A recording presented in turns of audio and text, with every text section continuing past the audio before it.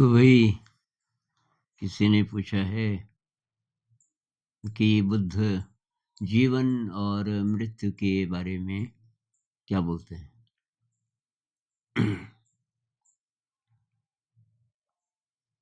तो जीवन के बारे में वो उनके जो 4 आर्य सत्य हैं ना, तो वो कहते हैं उन पे मनन कीजिए और उसकी गहरी अंडरस्टैंडिंग पहले आपको होनी चाहिए। तो पहली बात कि जीवन दुःख है। जीवन में बहुत प्रकार के दुःख हैं। दुःख के वो वर्णन करते हैं कि कुछ ऐसा हो जाए जो हमें अच्छा नहीं लगता, तब भी दुःख है।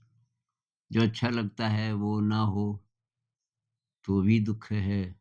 कोई प्रिय छिन जाए, मृत्यु आ जाए किसी की, तो भी दुःख है। बहुत प्रकार के। और वो कहते हैं कि दुःख का मूल कारण है तृष्णा, ये डिज़ायर, ये चाहिए वाली चीज़ कि मुझे ये चाहिए, वो चाहिए, ये तृष्णा। तृष्णा में और ये जो ज़रूरत होती है और उसके लिए हम करते हैं काम, उसमें फ़र्क है। मतलब मुझे भोजन चाहिए अपने लिए, अपने परिवार के लिए। तो मेरे मन में आता है मैं ये काम करूँ, तो शायद इससे आ जाएगा। तो ये तृष्णा नहीं है।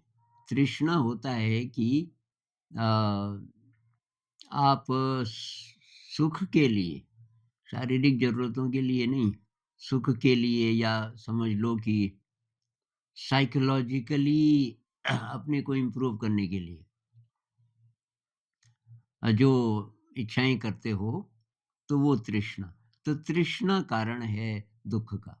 जीवन में दुःख इसलिए है कि तृष्णा है। और फिर ये अंडरस्टैंडिंग होनी चाहिए कि इस दुःख का अंत हो सकता है। भई तृष्णा को हम खत्म कर दें, दुःख का अंत हो जाएगा। तो दुःख का अंत कैसे होगा? अ, तो उसके लिए 8 स्टेप उन्होंने बताए, 8 फोल्ड पाथ। तो उस 8 फोल्ड में वो नाम के चक्कर में हम ना पड़ें, उसमें मैंने ख़ास-ख़ास बातें देखी कि क्या बोलना चाह रहे हैं। तो एक तो वो कहते हैं कि सम्यक दृष्टि, अंडरस्टैंडिंग।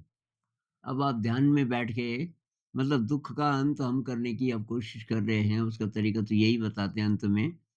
तो उसमें पहला स्टेप है अंडरस्टैंडिंग। आपको ये पूरी बात समझ आनी चाहिए कि अ, डिज़ायर के कारण, तृष्णा के कारण दुःख आता है। ये बात जब समझ आ गई, तो तब आप आगे बढ़ सकते हो। तो एक को कहते हैं संकल्प, संकल्प की ज़रूरत है। संकल्प का मतलब है कि मन में अच्छे विचार लाने हैं। ये संकल्प कि मैं अपने मन को गड़बड़ नहीं होने दूँगा, मन में फिर अब डिज़ायर वाली चीज़ें नहीं आने दूँगा।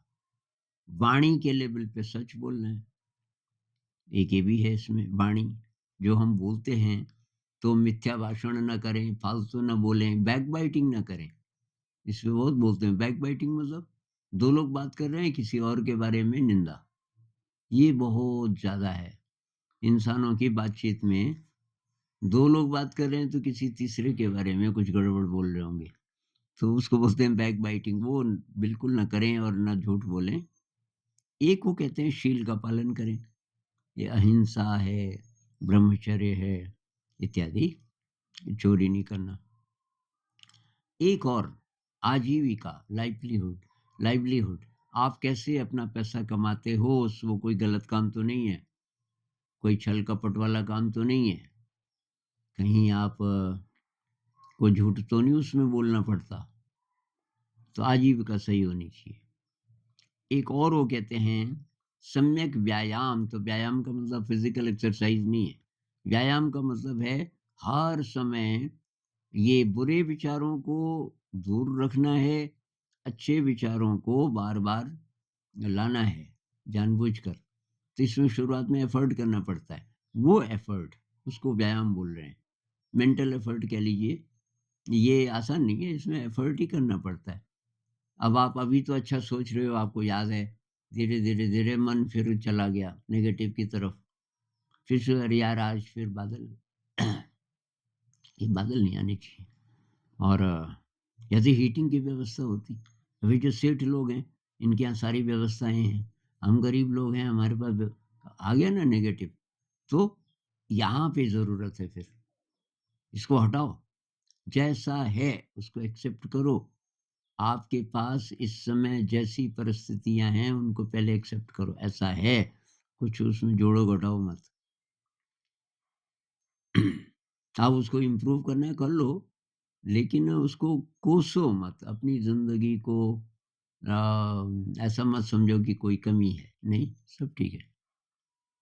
वो व्यायाम, तो वो मेंटल एफर्ट करना पड़ेगा। एक को कहते हैं अवेयरनेस, स्मृति, स्मृति मतलब अवेयरनेस। तो अवेयर रहो हर समय।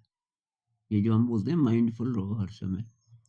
अब ध्यान के समय तो अवेयर हम रहते हैं जब हम बैठते हैं, लेकिन बाकी टाइम भी। और एक को कहते हैं समाधि मतलब एकाग्रता की पूरी कोशिश करो। जब आप ध्यान करते हो तो मन को एकाग्र करने की पूरी कोशिश करो। ये सारे उन्होंने तरीके बताए कि कैसे करके आप अपने अंदर वो शक्ति, वो बुद्धि, वो विवेक, अ, वो प्रज्ञा पैदा कर सकते हो कि ये दुःख का आपके जीवन में धीरे-धीरे अंत हो जाए, क्योंकि अब तृष्णा नहीं है। जब तृष्णा नहीं होगी तो क्या होगा? तो तब ग्रेटफुलनेस की फीलिंग होगी, कृतज्ञता की फीलिंग होगी, विनम्रता की फीलिंग होगी, जिसको पारमिता बोलते हैं। वो अपने आप विकसित होने शुरू हो जाएँगे। शुरू-शुरू में जानबूझकर भी करना चाहिए।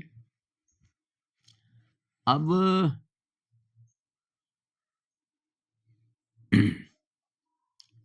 बाकी वही प्रेज़ेंट मोमेंट में रहो। प्रेज़ेंट मोमेंट में रहो। पास्ट और फ्यूचर की जितनी आप सोच करोगे, उतना अशांत होते रहोगे। तो पास्ट और फ्यूचर ने घेर ली सारी जगह मन की। अगर आप नहीं सोचेंगे तो स्पेस बनेगा मन में। जो स्पेस बनेगा, वहाँ तब शांति प्रकट होगी। तो शांति चाहिए। शांति का मतलब पीस, अच्छी फीलिंग और अबंडेंस, सब ठीक है। और मुझे कुछ नहीं चाहिए, कोई तृष्णा नहीं है, ऐसी फीलिंग। चाहे आप गरीब हो, अमीर हो, बार-बार से, उससे कोई फ़र्क नहीं पड़ता। दूसरा है लेटिंग गो मतलब अटैचमेंट नहीं।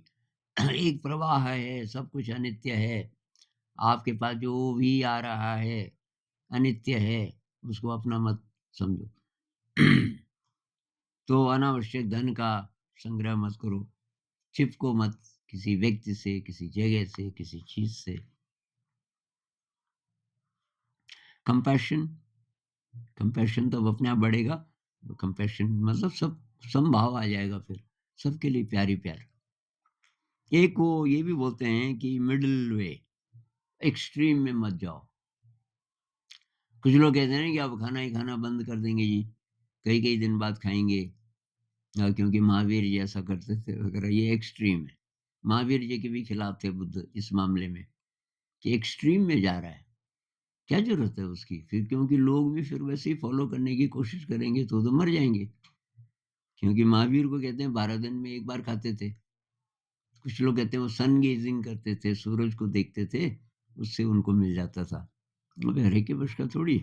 बुद्ध कहते थे नहीं, जैसी ज़िंदगी है उसमें मिडल वे, ज़्यादा भी मत खाओ, कम भी मत खाओ।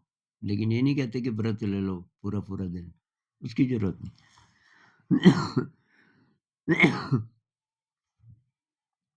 और उसी तरीके से साधना की जो विधियाँ हैं, एक्सट्रीम में मत जाओ। कोई-कोई लोग लिखते हैं कि जी मेरी कुंडली नहीं जाग रही है और मैं ज़रा डर गया, मैंने छोड़ दिया ये। भाई इन चक्करों में मत पड़ो यार। सिंपल ये विपस्सना मेडिटेशन करो, ये बहुत सेफ है।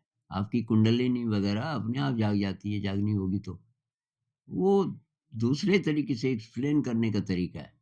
विपस्सना मेडिटेशन में हम सारे शरीर पे ध्यान लगाते हैं।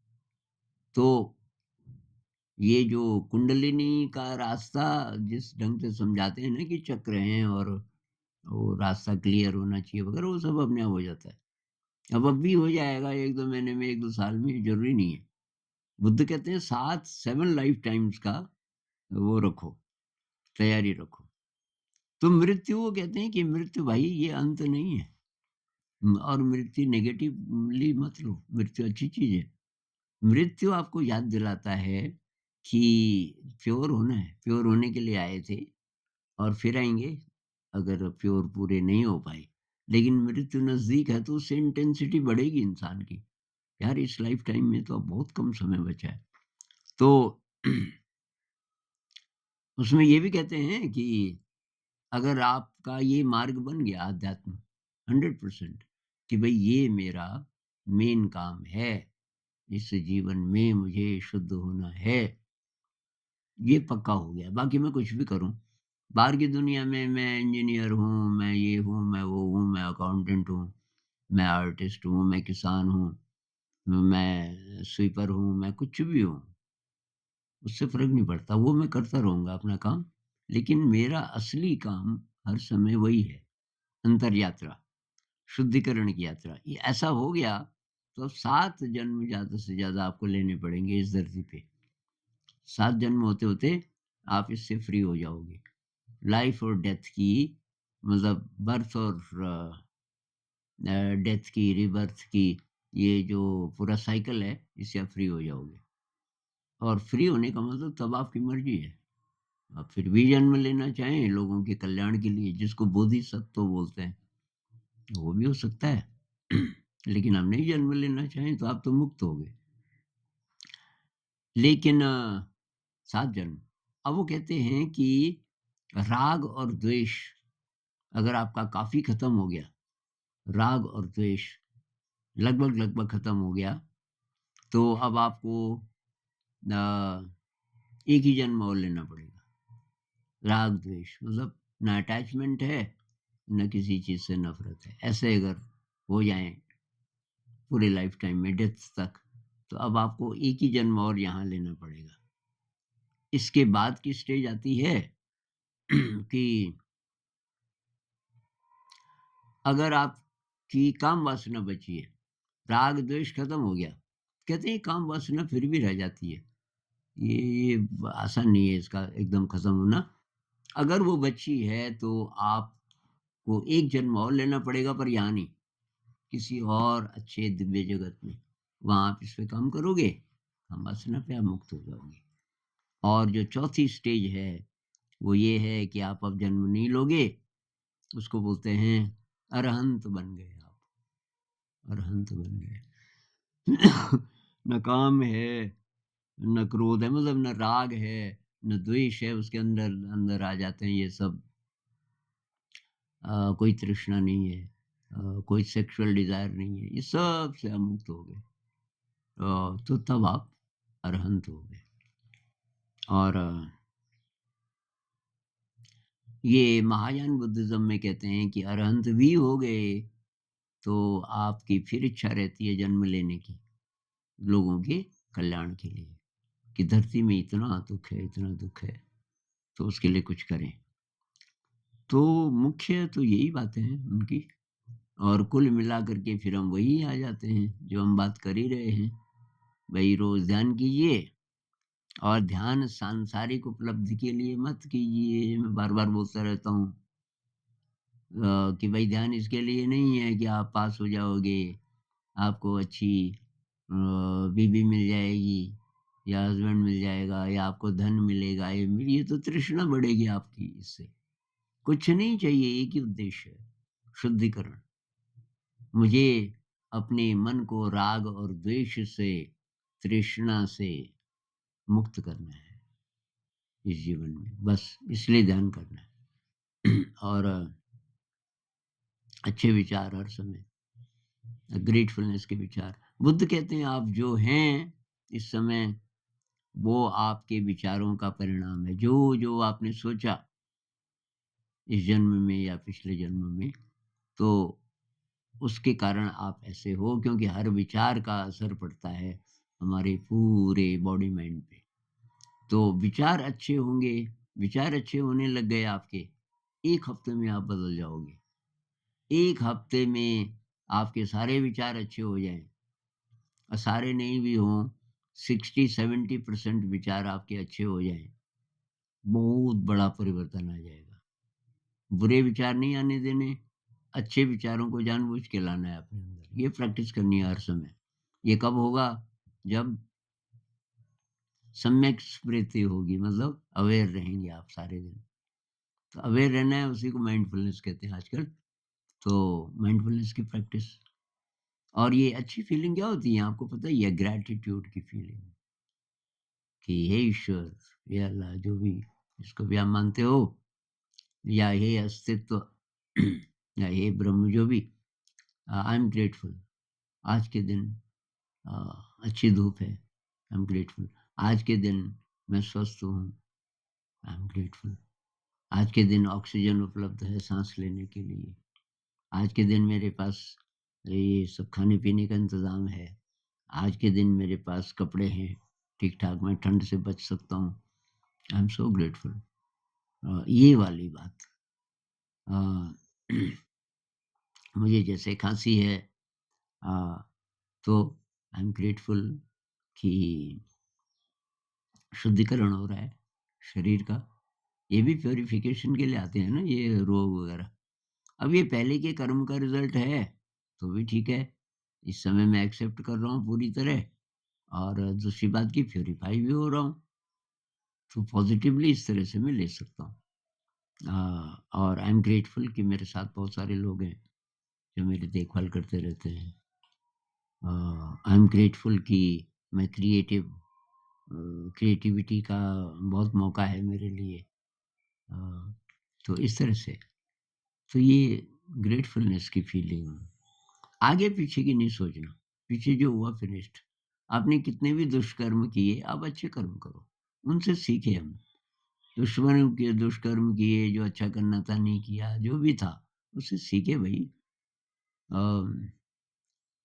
अज्ञानी थे ना, तो अज्ञान में हमने कई चीज़ें की, जाने, अनजाने, कोई बात नहीं। अब अकल आई, अब से हम ठीक चलेंगे। तो अगर हम दिन भर अपने विचारों को देखते जाएँ, उनको पॉज़िटिव करते जाएँ, नेगेटिव विचारों को दूर करते जाएँ, ये किया जा सकता है।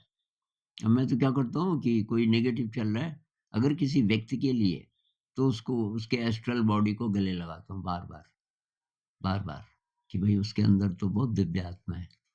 वो सोच विचार खत्म हो जाता है। अगर व्यक्ति नहीं है, कुछ और विचार आ गया कहीं से, तो उसकी जगह पॉज़िटिव, पॉज़िटिव। कोई गाना ही गुनगुनाने लग जाओ, कोई अच्छा गाना। तो या प्रकृति को मैं ध्यान से देखने लग जाता हूँ। साँस के साथ, बॉडी अवेयरनेस के साथ, तो भी विचार ड्रॉप हो जाते हैं, कैसे भी करके। तो ये सब हम करेंगे। तो बुद्ध जो कहते हैं जीवन क्या है? भई जीवन आप बहुत खुशी से जी सकते हो, अगर आप ये सब करो, इस रास्ते पे चलो। इस रास्ते पे जैसे-जैसे चलोगे, आपकी ज़िंदगी में खुशी बढ़ती जाएगी, क्योंकि आप राग और द्वेष से, तृष्णा से अ, मुक्त होते जाओगे। जैसे-जैसे आगे बढ़ रहे हो, आपके अंदर शक्ति बढ़ती जाएगी, कंपैशन बढ़ेगा, और मृत्यु तब आपके लिए एक बहुत अच्छा रिमाइंडर हो जाएगा। वही मृत्यु है, बस वहीं तक है ज़िंदगी। तो इतने दिन अभी और इंटेंसिटी बढ़ानी है, और इंटेंसिटी। जैसे-जैसे आप जवानी से बूढ़े हो रहे हो, और तो वैसे-वैसे आपकी इंटेंसिटी बढ़ती जाए, लगातार, लगातार। तो इसमें डेथ मदद कर सकती है, और फिर मौका है, फिर अगले जन्म में काम आगे बढ़ाएँगे। नमस्कार।